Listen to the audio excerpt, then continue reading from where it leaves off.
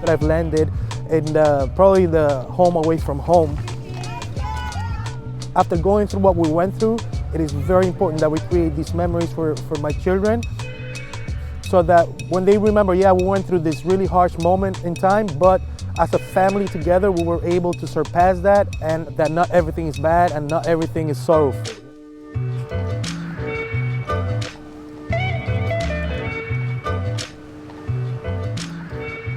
What do you do here? Well, right now I'm working on a series of murals. Come on right in. This is a homage to Rafael Tufino. You know, he did a small painting representing what is called La Bomba de Puerto Rico, the baile. It's a dance. If you were not able to paint as an evacuee, how would you survive? I would draw. No.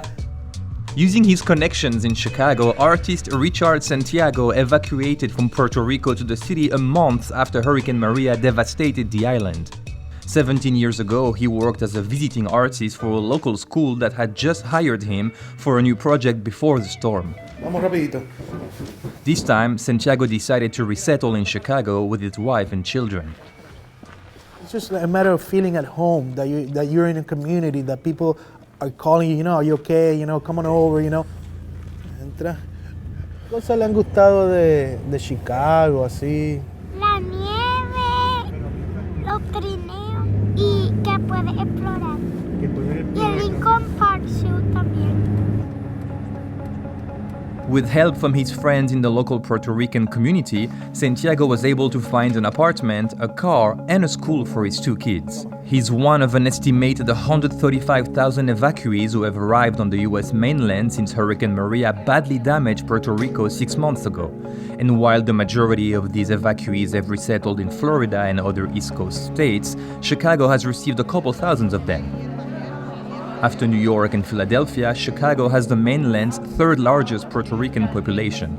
The city of Chicago, the state of Illinois, and the people who live in this region have opened their arms to their fellow citizens who are evacuating a disaster, uprooting their families and coming here looking for that helping hand. I feel good about this. Remember, through the arts is where your identity really comes through, right?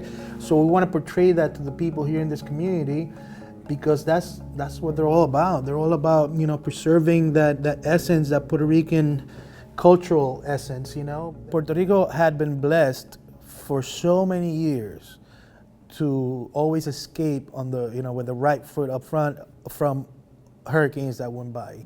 Like 10 days before, we had Hurricane Irma. And the same thing, how it was gonna come right through. It was almost the same path as Maria, and it went up north. So, you know, it just keeps building this myth that we're not gonna be hit.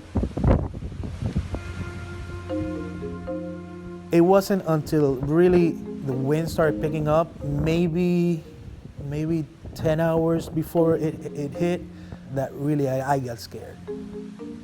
A tornado, you know, hits, you know, and everything happens. But imagine kind of like that same power, but for like, you know, 6 hours. And everything was just white. It's like a snowstorm, you know, it's just, you can't see anything. And all you keep thinking is like, how's your mother? How's your family? How are your friends? You know, there's a calm before the storm, and then there's despair after the storm, you know? The aftermath is, you know, first, there's obviously what everybody keeps thinking about. There's no electricity, yeah, there's no water, but if you don't have cash in your pockets, there's no ATMs. Everything is closed, you know, everything's destroyed, trees everywhere, electrical cables everywhere. When you're thinking, you know, I got $40 in my pocket, you know, nothing's open. I got, I don't know, like some spaghetti, some Chef Boyardee, you know. I have 2 children, so what do, you know? So then it becomes like a neighbor thing, you know, what do you have, you know, do you need any help, how can I help, you know, I need this, you know, so you start trying to connect with your immediate neighbor. While the US government counted 64 deaths on the island as a result of the storm, other independent institutions estimated the death toll was closer to 1,000. And when President Trump visited the island a couple weeks after the hurricane, he said this. Every death is a horror, but if you look at a real catastrophe like Katrina, what is your death count as of this moment, 17? 16 certified. 16 people certified. There's stories of people, family member died, nobody could get to them, so they had to bury them in the backyard, you know? And nobody went to claim to see, to investigate, you know? It's like if you're screaming, this is really bad, you know, I'm suffering this, and the government's telling you, no, you're not, you know, you're okay, you just have a cold. It's now been 6 months since Hurricane Maria wiped out electricity on the entire island and left more than a third of its households without safe drinking water. Today, Puerto Rico faces a growing mental health crisis, and hundreds of thousands of homes remain without electricity as efforts to rebuild the power grid have been slowed down by botched contracts and by the Puerto Rican government's financial struggles. If there's one thing, really, honestly, that has been really sad about this whole process has been the treatment of the U.S. government to Puerto Rico. If there was any question that we are third-class citizens, I think through Maria, it was obvious. Santiago is working to save the island's School of Visual Arts and Design. Aside from being a painter, he's also a professor at the university.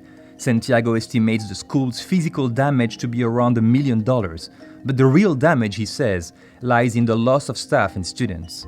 A country without culture is a dead country, and that school is a vein, it's an artery for the arts in Puerto Rico.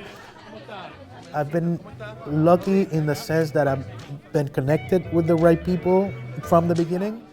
But, you know, that's the reason why I'm here. You know, I wouldn't have gone to Wisconsin. I don't know anybody in Nebraska.